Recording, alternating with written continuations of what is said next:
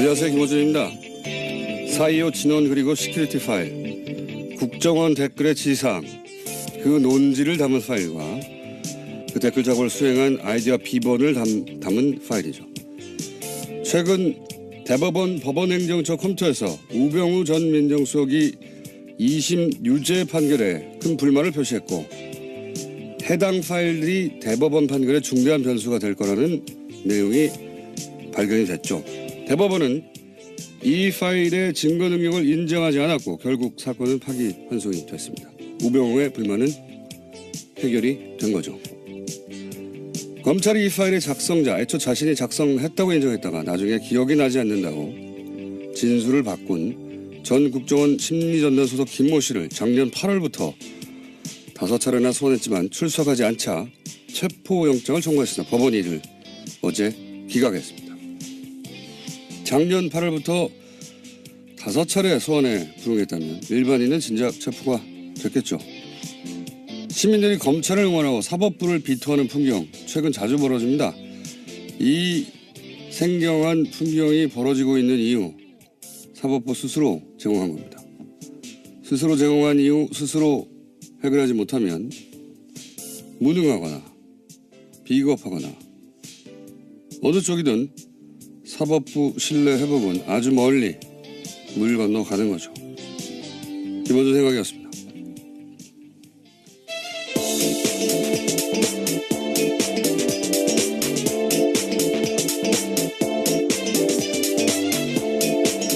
시사인의 김은지입니다.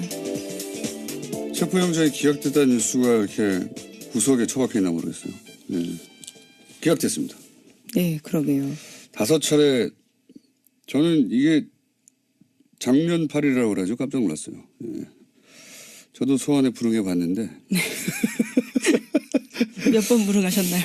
아니, 이 정도로 불응할 수는 없어요. 예, 그렇죠. 5차례나 불응했을 경우에는요, 보통 체포영장을 쳐서 데리고 나옵니다.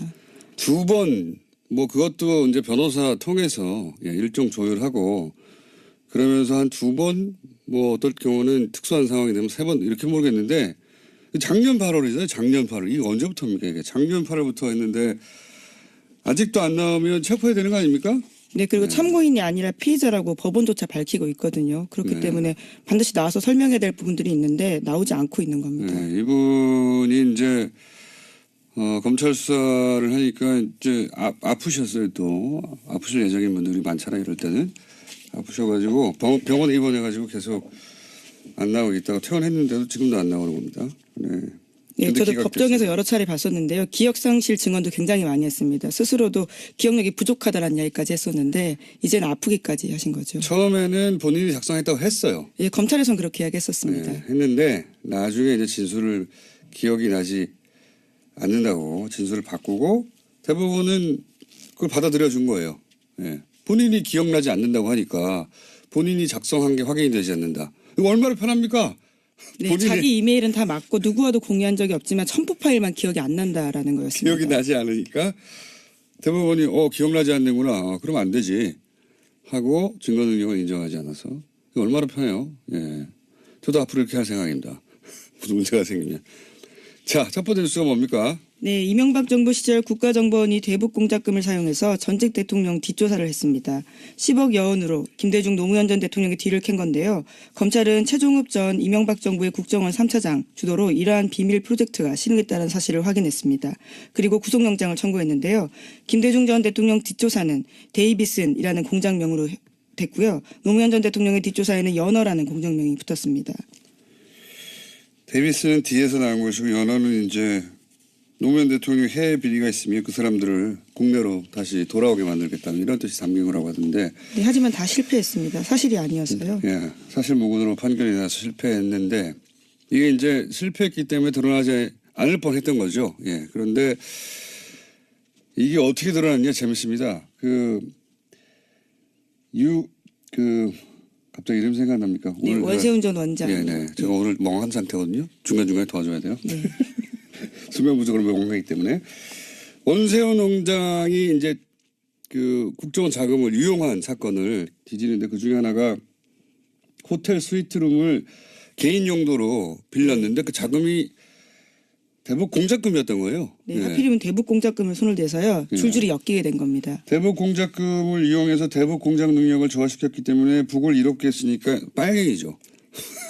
보수 진영의 논리로 따지면 어쨌든 근데 이제 그 자금을 뒤지다 보니까 비는 구석들이 있는 거죠. 그 비는 구석들을 또 따라가다 보니까 이게 나온 거예요. 예.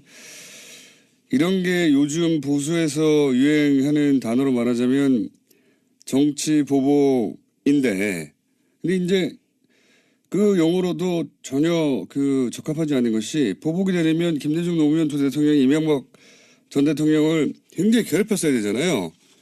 그런데 사면을 해줘서 정치를 복귀시킨 게 김대중 전 대통령이고, 그리고 청계천 한다고 했을 때 서울시장 이명박 서울시장 시절에 중앙부처가 이거 협조해주지 않으면 안 되거든요.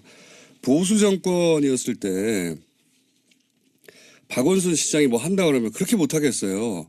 노무현 대통령 때는 이거 해주겠어요. 네, 아예 국정원에서 보고서까지 쓰면서 공작을 했었던 바가 드러난 바가 있죠. 박원순 서울시장. 노무현 대통령 때는 이명박 서울시장이 청계천 복원한다고 하는 게 기본적으로 대통령 되기 위한 프로젝트였지만 그래도 물이 흐르는 게 낫다. 그래서 중앙부처 협조해주라고 했단 말이죠. 무슨 그 피해를 입기는커녕 도움을 받은 거예요. 기본적으로 대통령 가는 길로. 이게 최소한의 인간적 도의도 없는 이거는 그냥 정치 린치인 거죠. 린치. 보복이 아니에요. 이명박 전 대통령이 한 것은 린치를 가했죠. 심지어 대북 공작금을 사용해서 그조차도 사실로 드러나지 않았다라고 하는 근데 건데요. 이제 뭐 이런 일이 있지 않았을까 짐작만 하다가 이번에 이제 원세훈 원장의 큰 도움으로 이분이 큰 도움을 많이 주시고 계세요. 예, 특활비도 이분으로부터 시작된 것이고 동상을 세워드려야 될까. 어쨌든 여러 가지가 밝혀지고 있는 와중에 당사자들이 모두 인정했다라고 합니다. 자, 대북 공작금이라고 대북 공작금. 이 대북 공작금을 또 이 자금 추적하는데 국세청이 동원돼서 국세청 당시 국세청장에게 도와주세요. 예, 이현동이라고요. 네. 당시에는 국세청장은 아니었고 서울지방국세청장이었습니다. 그렇습니까? 예, 그리고 나서는 마지막엔 국세청장이 됩니다. 했죠. 예. 그때 이제 이 공작금을 받았다는 겁니다. 예, 오늘 아침 동아일보 보도인데요. 이명박 정부 시절에 이현동 전 국세청장이 위 프로젝트, 그러니까 데이비슨 프로젝트를 도운 대가로 국정원 돈 받았다라고 합니다. 수천만 원이 쓰였다라고 하는데요. 이 또한 대북 공작금이라고 합니다. 문재인 전 국정원장이 큰 일을 하고 있습니다. 자, 새로 나온 내용입니다. 예. 대북 공작금으로 전직 대통령들 뒤를 캐다가 실패했는데 실패했던 사건이 이제 드러난 겁니다. 대북 공작금을 사용했기 때문에. 자, 다음 뉴스는요. 네, 박근혜 정부 또한 세월호 참사 특조위에 대해서 조직적인 방해, 그러니까 공작을 했다는 사실이요. 검찰 조사 결과 확인됐습니다. 여기에는 새누리당 원내 수석 부대표였던 김재원 의원, 조윤선 당시 정무수석, 그리고 해양수산부 고위 관계자가 방해 공작을 했다라고 하는데요. 최종 지휘를 한 사람은 이병기 청와대 비서실장이라고 합니다. 특조위가 방해받고 있다. 정부가 당시 박근혜 정부가 특조위를 방해하고 있다는 이야기는 특조위에서 활동하던 분들이 모두가 다 했었어요 그때. 네, 심지어 당시에도 문건이 나온 바가 있습니다. 부정해서 그렇죠. 그때는 이제 해수부 문건이 나왔는데 이제 BH라고요. 인정하지 않았었죠. 근데 지금은 조사가 이루어져서 누가 그 일을 주도했는지가 이제 특정되기 시작한 건데 여기 또 의외로 조윤선 전 장관이 등장을 하네요. 해수부 고위 관계자야 당연히 해수부 관할 부처니까 등장을 했을 텐데 조윤선 정무수석이 당시에 이 사안에 관여했다. 네. 이 사안이 또 기소되면 조윤선 전 장관의 형량이 늘 수가 있겠네요. 네, 굉장히 구체적으로 장소와 시간이 특정되고 있는데요. 2015년 1월 달에 세 사람이 만나서 특정 호텔에서 만났다라고 합니다. 그러면서 박근혜 전 대통령 7시간 행적 등을 조사하려고 했던 특조위 방해 공작 논의했다라고 하는데요. 여기서 제로 베이스라는 단어가 나온다라고 합니다. 그러니까 특조위 인원과 예산을 모두 축소해서 집행하라라는 의미로 보고 있다고 그러니까 합니다. 특조위 출범하기 이전 제로 베이스처럼 만들어 버리라 뭐 이런 의미였던 것 같은데 이게 이제 그 이후에 벌어진 일을 생각해 보면 당시에 그 여야가 추천한 특조위원들이 있었어요. 근데 어느 날 갑자기 이 특조위원들 기자회견을 여는 겁니다. 기자회견을 하고 나서 싹 빠져버리죠. 네. 심지어 여당 추천 의원들이 특조위를 비판하면서 나가는 겁니다. 그리고 나서 그때 이제 특조위에 파견된 공무원들도 있었거든요. 국무원도 싹 철수를 해요. 그러니까 야당 추천 인사들만 남았는데 공무원들이 도와줘야 부처에서 무슨 협조를 받죠. 아무것도 못하는 거예요. 근데 복사나 팩스도 보내지 못했던 상황이라고 저도 기억하고 있는데요. 그때 이분들이 사실 엄청나게 항의했는데 언론이 제대로 다뤄주지 않았었는데 생각해 보시면 보십시오. 당시 이병기 청와대 비서실장은 사실 국정원장 출신이죠. 예. 국정원에서 이런 일을 했던 것도 드러났었죠.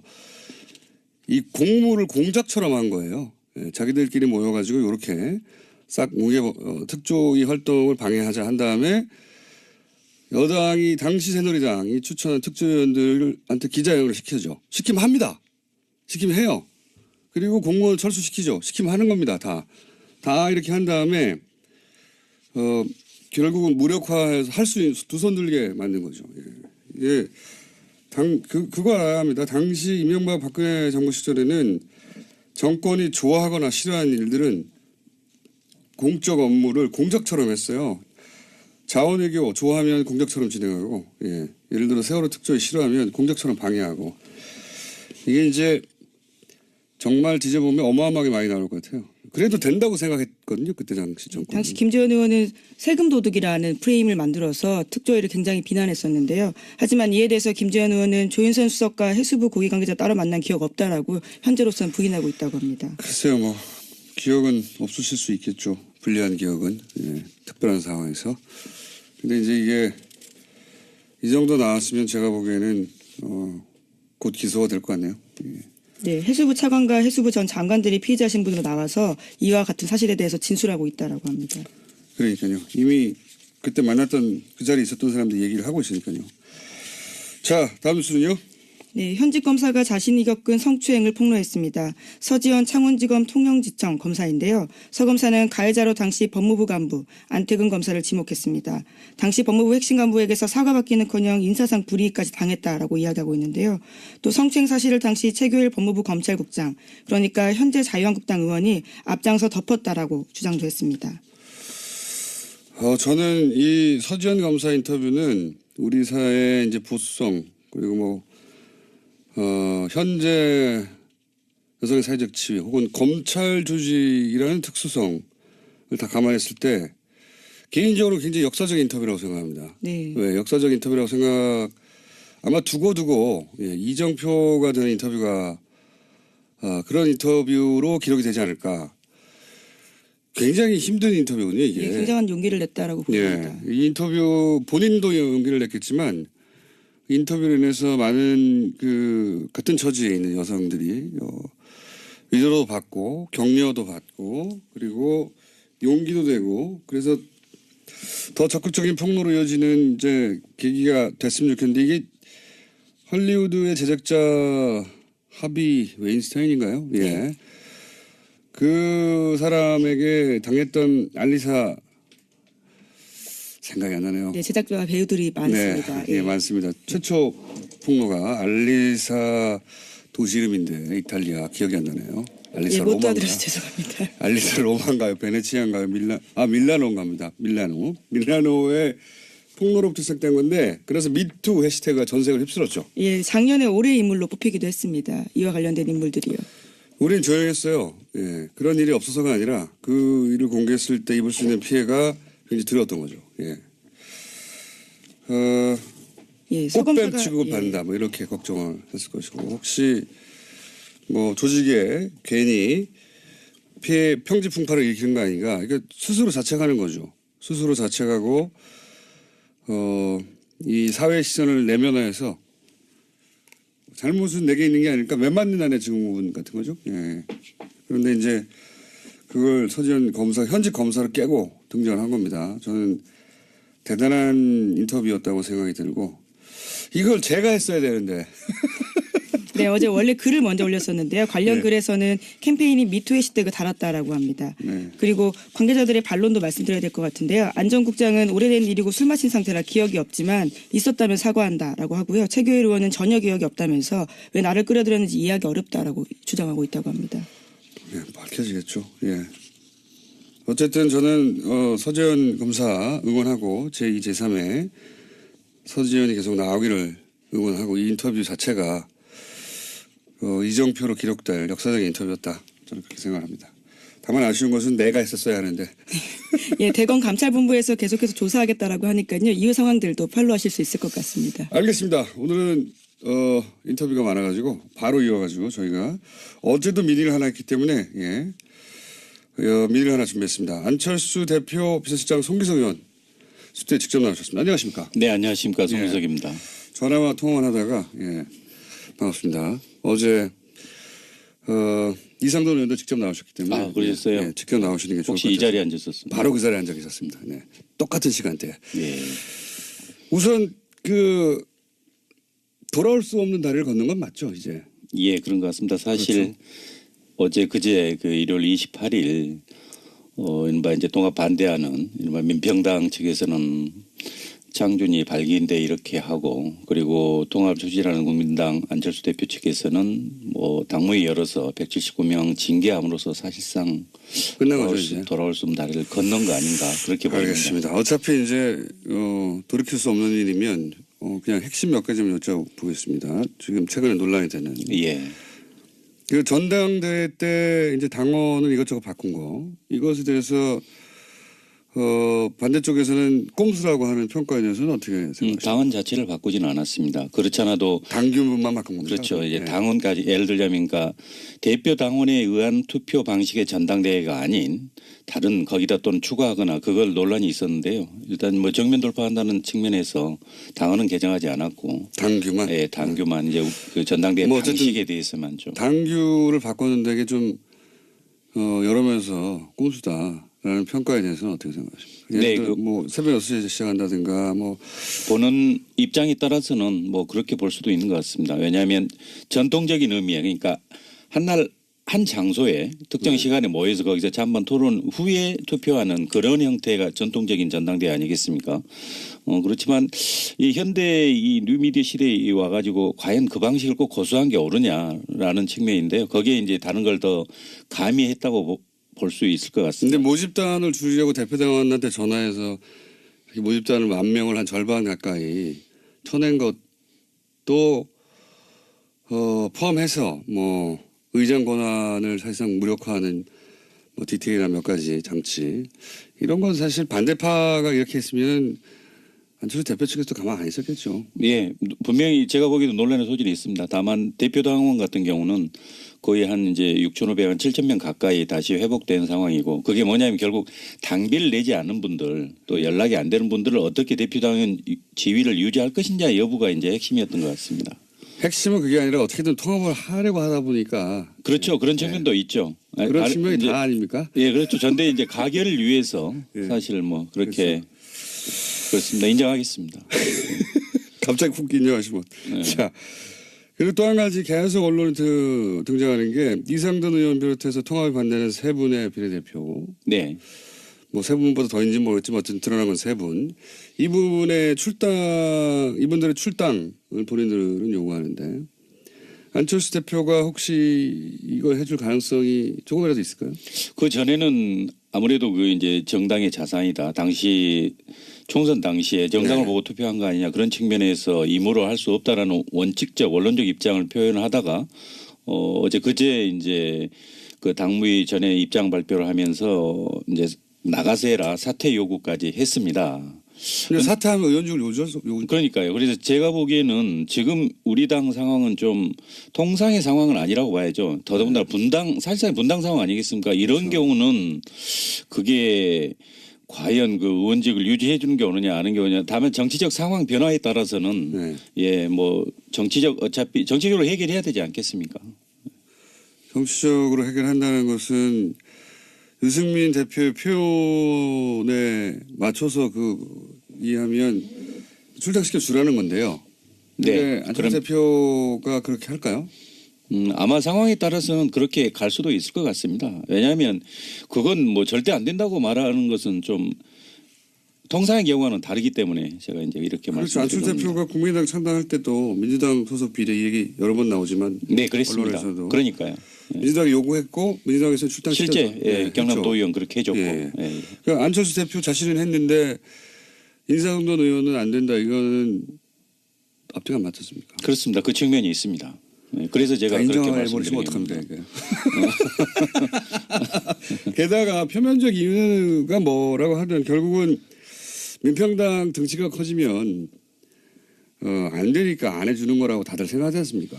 그 측면도 있고 사실상 이렇게 민평당이 교섭단체 이상이 커진다면 이건 정상적인 통합으로 제가 봐도 보기 어려운 거 아니겠습니까? 이게 아니 통합 합당이라는 게 저는 국민의당의 외연 확장이고 사실상 흡수라고 생각하지만 형식상 통합이지만 그렇다 하더라도 이건 마이너스 통합 이건 의아해야 할 거 아닙니까? 그런 그러니까 측면에서도 자기가 욕먹지 않으려고 그리고 남이 잘 될까 봐 막는 거잖아요. 아무튼 그런 측면보다는 최대한 함께 갈 수 있게 좀 설득하겠다. 이런 측면이죠. 예. 이것도 인정하셔야 될 것 같은데. 아니, 이게 명분이야 뭐 정치인들이 다 머리가 좋으니까 만들 수 있는데 결국은 저쪽 동네가 너무 커지고 내가 쪼그라들면 나는 욕먹고 저쪽은 잘 되니까 안 되는 거 아닙니까? 그렇죠. 기본적으로 뭐 갑자기 또 인정하시고. 아니 정치라는 게 이제 혼자 할 수 있는 건 아니고요. 최대한 뭐 세력을 함께 해야 되는 거니까. 예, 그런 욕심은 있지만 하여튼 이것도 뭐 더 이상의 답변은 본인이 결정하시는 게 아니니까. 예. 근데 만약에 본인이 대표라면 어떻게 하셨겠어요? 저는 실제 창당 과정에서 또 당선 과정에 그분들도 많은 노력을 한 거 사실입니다. 예. 비례대표라고 해서 가만히 있어 비례대표 된 거 아닙니다. 당연하죠. 예. 예. 그렇기 때문에 결국 그분들의 합류도 표에 예. 도움이 됐어요. 그렇죠. 실제 이제 그 상황에 닥쳤을 때 지금 이제 그 직전 단계까지 왔지만 그 상황에 닥쳤을 때 진지하게 논의해서 당원과 국민들이 납득할 수 있는 방법으로 해결해야죠. 예. 본인이면 출당했겠다는 얘기네요. 네, 그렇습니다. 우리 쉽게 말씀하시고 인정 송기석 선생이라고 지금 문자가 올라오고 있는데 그런데 그 최근 언론에서는 이게 언론이 하도 뭐 오보도 많고 소설도 많긴 합니다만 언론에서는 비서실장 송기석 예. 안철수의 비서실장 송기석 이렇게 쭉 보도되다가 최근에 안철수 대표 거래를 좀 두기 시작했다라는 표현이 등장하기 시작했어요. 예. 이게 이 보도가 나온 게 어떤 맥락에서 나온지 알고 계십니까? 그리고 이게 사실인가요? 예, 아마 그 기본적인 입장이 이제 무조건 통합의 찬성파 아니냐라는 뭐 그런 시각에서 출발한 것 같은데요. 제가 개인 안철수의 비서실장이 아니고 국민의당 당 대표의 비서실장 아니겠습니까? 국민의당이 바른 방향으로 가게 하는데 조언해야 되고 대표를 보좌해야 되는가 그런 측면에서 이제 보면 좀 제가 보기에도 좀 비합리적인 부분에 대해서 지적을 하고 그런 부분에 대해서 좀 무리수가 이게 있었죠. 아무튼 그 법률가 시각에서 봐서는 좀 지나친 부분이 분명히 있었습니다. 예. 판사 출신이시잖아요. 예, 그렇습니다. 좀 지나친 게 아니고 많이 지나치지 않았습니까? 무리수를 많이 두지 않습니까? 사실은 어떻게든 통합을 사실 정치적으로 이해갑니다. 통합을 안 하면 정치 생명이 이제 끝장날 판까지 사실 판이 벌어졌으니까 가긴 가야 하는데 그 과정에서 무리수가 있긴 있었죠. 예, 충분한 소통이나 설득이 좀 부족했던 건 맞습니다. 그리고 절차적으로도 다소가 아니고 꽤 좀 미흡한 측면도 있었죠. 예. 아니 이게 다 인정해 버리시면 좌우 각이 서야지 이렇게. 아니, 왜 머리를 쥐어 뜯으세요? 예. 지나친 인정. 아 근데 이런 식으로 객관적으로 보면 그런 면도 있다 얘기하다 보니까 기자들이 그럼 그 사이가 멀어졌나 이렇게 생각하는 거군요. 해석을 한 거군요. 예, 이제 그렇게 본 것 같지만 그러나 그 아까도 말씀드렸다시피 국민의당 당대표 비서실장 역할은 충실하고 있습니다. 국민의당이 바르게 가야 된다. 하지만 개인적으로는 뭐 아쉽거나 이건 너무했다는 부분도 있긴 있다. 예, 지나온 과정 보면 네, 그렇습니다. 그렇군요. 자, 그러면 개인적으로 통합하면 글로 가십니까? 아니면 무소속 됩니까? 아니면은 좀 생각해 보셔야 됩니까? 지금 상황에서는. 그런데 저는 저는 이렇게 생각할 때 통합이라는 것이 결국 저는 국민의당이 중도 개혁에서 외연 확장인데 그래서 외연 확장의 범주 내에 개혁적 보수니까 바른정당 다수가 포섭된다고 보는 겁니다. 그렇기 때문에 그 방향이 옳다. 원칙적으로는 그렇게 생각하지만 그러나 이런 형태의 분당 마이너스 통합 이건 바람직하지 않다는 게 제 생각입니다. 그래서 이제 앞으로 남은 방법은 실제 17분은 이제 거의 분당의 길로 갔고 나머지 중재하는 의원들을 이분들을 어떻게 설득할 것인가. 그럼 안철수 대표께서 그분들 요구에 따라 양보를 할 것인지 아니면 더 설득할 것인지 아니면 바른정당 의원들이 실제 개별 입당을 해서 이런 문제를 해소할 것인지 그런 거 결국 정치적 역량 또 정치적 결단의 문제 아니겠습니까? 이제 실제 그 상황이 닥치면 저도 판단하겠습니다. 판단하겠다는 말씀은 무조건 합당 이제 통합화 쪽으로 가는 건 아니라는 거네요. 네, 그렇습니다.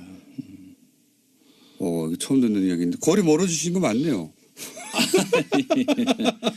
아니 뭐 정치적 상황에 따라서는 어떤 생각을 하냐면 분명히 생각 차이가 존재할 수 있죠. 하여튼 이제 당 대표의 비서실장으로서 그 역할을 충실히 해 왔고, 예. 그래서 개인 감정 없이 해왔으나 그 사이에 직접 보고 겪은 과정 속에서는 이게 좀 무리한 부분이 있다. 만약에 비서실장이 아니었으면 비판하셨을 만한 사안이 있었다는 얘기네요. 그죠? 그렇죠. 또 내부적으로는 또 선소리도 계속 했고요. 네. 네, 그러다 보니까 이제 최후의 결정의 순간이 다가오고 있는데 그럴 때는 마음을 결정하셔야 되는 거 아닙니까? 예, 그래야 되겠죠. 그런데 지금 무조건 통합은 아닌 것으로 그거는 내가 고민해 봐야 한다. 이 정도 선까지 오신 거군요. 네, 그렇습니다. 멀어지신 거 맞는 것으로 오늘 인터뷰를. 예. 저희가 그 이상돈 어제 의원만큼 대립각이 쓰는 시간, 그 대립각이 쓰고 그 시간만큼 드리려고 했는데 이게 다 인정하셔가지고 시간도 다 썼고 대신 저희가 딸 한번 모셔야 될 것 같습니다. 딸 한번. 서정 검사 말고요. 저를 또 예. 네. 네, 좋습니다. 법률 용어가 갑자기. 자, 아니, 어제 이제 반대파와 사실은 찬성파의 대립 구도로 이제 모셨는데 예. 약간 가운데로 오셨기 때문에 게다가 아니 근데 저는 그 반대하는 분들의 그 논리에 대해서는 수긍을 못 합니다. 알겠습니다. 이게 어떻게 호남을 버리고 탈호남이고 뭐 햇볕 적절을 버리고 그런 보수 대합이고 이건 전혀 동의하지 않습니다. 동의하지 않지만 예, 그렇다고 예. 통합파의 그대로 자동으로 따라갈 거라는 생각은 다른 사람들이 그렇게 생각하면 그건 오산이다. 나는 나의 판단을 새로 다시 시작하겠다. 예, 통합은 원칙이 맞지만 이런 형태의 이렇게 분단까지 가는 이런 바람직하지 않다고 생각합니다. 알겠습니다. 오늘 여기까지 하겠습니다. 약간 멀어진 걸로 확인되나? 송기석 의원이었습니다. 감사합니다. 네, 고맙습니다. 안 된다고 진술을 바꾸고 대부분은 그걸 받아들여 준 거예요. 예. 본인이 기억나지 않는다고 하니까 본인이 작성한 게 확인이 되지 않는다. 이거 얼마나 편합니까? 네, 자기 이메일은 다 맞고 누구와도 공유한 적이 없지만 첨부 파일만 기억이 안 난다라는 거였습니다. 기억이 나지 않으니까 대부분이 기억나지 않는구나. 그러면 안 되지 하고 증거 능력을 인정하지 않아서 이거 얼마나 편해요. 예. 저도 앞으로 이렇게 할 생각입니다. 무슨 문제가 생기면. 자, 첫 번째 뉴스가 뭡니까? 네, 이명박 정부 시절 국가정보원이 대북 공작금을 사용해서 전직 대통령 뒷조사를 했습니다. 10억 여원으로 김대중 노무현 전 대통령의 뒤를 캔 건데요. 검찰은 최종업 전 이명박 정부의 국정원 3차장 주도로 이러한 비밀 프로젝트가 실행됐다는 사실을 확인했습니다. 그리고 구속영장을 청구했는데요. 김대중 전 대통령 뒷조사는 데이비슨이라는 공장명으로 됐고요. 노무현 전 대통령의 뒷조사에는 연어라는 공장명이 붙었습니다. 데이비스는 뒤에서 나온 것이고 연어는 이제 노무현 대통령 해외 비리가 있으면 그 사람들을 국내로 다시 돌아오게 만들겠다는 이런 뜻이 담긴 거라고 하던데. 네, 하지만 다 실패했습니다. 사실이 아니어서요. 예, 사실 무근으로 판결이 나서 실패했는데 이게 이제 실패했기 때문에 드러나지 않을 뻔했던 거죠. 예, 그런데 이게 어떻게 드러났냐 재밌습니다. 갑자기 이름 생각납니까? 네, 원세훈 전 원장. 네. 제가 오늘 멍한 상태거든요. 중간중간에 도와줘야 돼요. 네. 수면 부족으로 멍하기 때문에. 원세훈 원장이 이제 그 국정원 자금을 유용한 사건을 뒤지는데 그 중에 하나가 안녕하세요. 김호준입니다. 4.25 진원 그리고 시큐리티 파일, 국정원 댓글의 지상, 그 논지를 담은 파일과 그 댓글 작업을 수행한 아이디와 비번을 담은 파일이죠. 최근 대법원 법원행정처 컴퓨터에서 우병우 전 민정수석이 2심 유죄 판결에 큰 불만을 표시했고 해당 파일이 대법원 판결에 중대한 변수가 될 거라는 내용이 발견이 됐죠. 대법원은 이 파일의 증거 능력을 인정하지 않았고 결국 사건은 파기환송이 됐습니다. 우병우의 불만은 해결이 된 거죠. 검찰이 이 파일의 작성자, 애초 자신이 작성했다고 인정했다가 나중에 기억이 나지 않는다고 진술을 바꾼 전 국정원 심리전단 소속 김모 씨를 작년 8월부터 5차례나 소환했지만 출석하지 않자 체포영장을 청구했으나 법원이 이를 어제 기각했습니다. 작년 8월부터 5차례 소환에 불응했다면 일반인은 진작 체포가 됐겠죠. 시민들이 검찰을 응원하고 사법부를 비토하는 풍경 최근 자주 벌어집니다. 이 생경한 풍경이 벌어지고 있는 이유 사법부 스스로 제공한 겁니다. 스스로 제공한 이유 스스로 해결하지 못하면 무능하거나 비겁하거나 어느 쪽이든 사법부 신뢰 회복은 아주 멀리 물 건너 가는 거죠. 기본적인 생각이었습니다. 이거는 그냥 정치 린치인 거죠. 린치. 보복이 아니에요. 이명박 전 대통령이 한 것은 린치를 가했죠. 심지어 대북 공작금을 사용해서 그조차도 사실로 드러나지 않았다라고 하는 근데 건데요. 이제 뭐 이런 일이 있지 않았을까 짐작만 하다가 이번에 이제 원세훈 원장의 큰 도움으로 이분이 큰 도움을 많이 주시고 계세요. 예, 특활비도 이분으로부터 시작된 것이고 동상을 세워드려야 될까. 어쨌든 여러 가지가 밝혀지고 있는 와중에 당사자들이 모두 인정했다라고 합니다. 자, 대북 공작금이라고 대북 공작금. 이 대북 공작금을 또 이 자금 추적하는데 국세청이 동원돼서 예, 국세청 당시 국세청장에게 도와주세요. 예, 이현동이라고요. 네. 당시에는 국세청장은 아니었고 서울지방국세청장이었습니다. 그렇습니까? 예, 그리고 나서는 당시는 마지막엔 국세청장이 됩니다. 했죠. 예, 그때 이제 이 공작금을 받았다는 겁니다. 예, 오늘 아침 동아일보 보도인데요. 이명박 정부 시절에 이현동 전 국세청장이 위 프로젝트 그러니까 데이비슨 프로젝트를 도운 대가로 국정원 돈 받았다라고 합니다. 수천만 원이 쓰였다라고 하는데요. 이 또한 대북 공작금이라고 합니다. 원세훈 전 국정원장이 큰 일을 하고 있습니다. 자, 새로 나온 내용입니다. 예, 대북 공작금으로 전직 대통령들 뒤를 캐다가 실패했는데 실패했던 사건이 이제 드러난 겁니다. 대북 공작금을 사용했기 때문에. 자, 다음 뉴스는요. 네, 박근혜 정부 또한 세월호 참사 특조위에 대해서 조직적인 방해 그러니까 공작을 했다는 사실이요. 호텔 스위트룸을 개인 용도로 빌렸는데 그 자금이 대북 공작금이었던 거예요. 네, 예. 하필이면 대북 공작금을 손을 대서요. 줄줄이 엮이게 된 겁니다. 대북 공작금을 이용해서 대북 공작 능력을 조화시켰기 때문에 북을 이롭게 했으니까 빨갱이죠. 보수 진영의 논리로 따지면 어쨌든 근데 이제 그 자금을 뒤지다 보니까 비는 구석들이 있는 거죠. 그 비는 구석들을 또 따라가다 보니까 이게 나온 거예요. 예. 이런 게 요즘 보수에서 유행하는 단어로 말하자면 정치 보복인데 근데 이제 그 용어로도 전혀 적합하지 않은 것이 보복이 되려면 김대중 노무현 두 대통령이 이명박 전 대통령을 굉장히 괴롭혔어야 되잖아요. 그런데 사면을 해줘서 정치를 복귀시킨 게 김대중 전 대통령이고 그리고 청계천 한다고 했을 때 서울시장 이명박 서울시장 시절에 중앙부처가 이거 협조해주지 않으면 안 되거든요. 보수 정권이었을 때 박원순 시장이 뭐 한다 그러면 그렇게 못하겠어요. 노무현 대통령 때는 이거 해주겠어요. 네, 아예 국정원에서 보고서까지 쓰면서 공작을 했었던 바가 드러난 바가 있죠. 박원순 서울시장. 노무현 대통령 때는 이명박 서울시장이 청계천 복원한다고 하는 게 기본적으로 대통령 되기 위한 프로젝트였지만 그래도 물이 흐르는 게 낫다. 그래서 중앙부처 협조해주라고 했단 말이죠.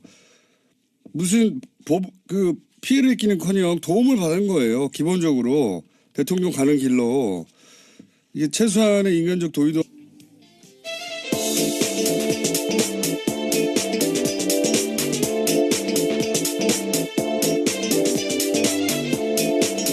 시사인의 김은지입니다.